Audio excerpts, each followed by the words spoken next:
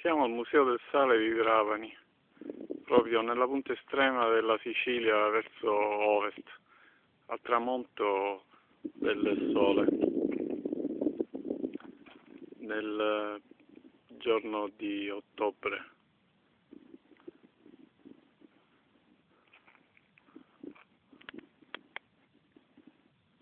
Queste sono le saline dove viene fatto il sale e quelli sono i cumuli del sale, protetti dalle tegole.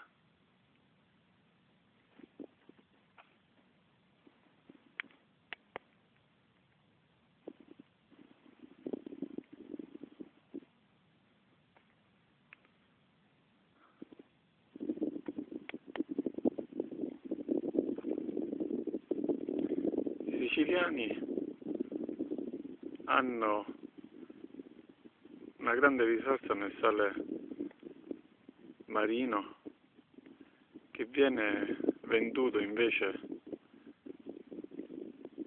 da un monopolio italiano che esiste dal 1946, cioè dallo Statuto del Parlamento siciliano.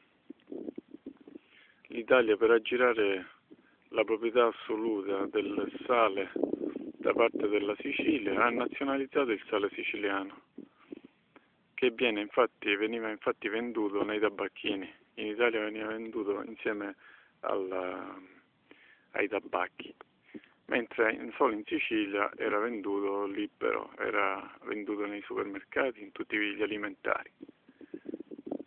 Questo proprio per sottrarre alla Sicilia una grande risorsa che era questa del sale, che appartiene solo alla Sicilia per gli accordi fra Sicilia e Italia del 1946.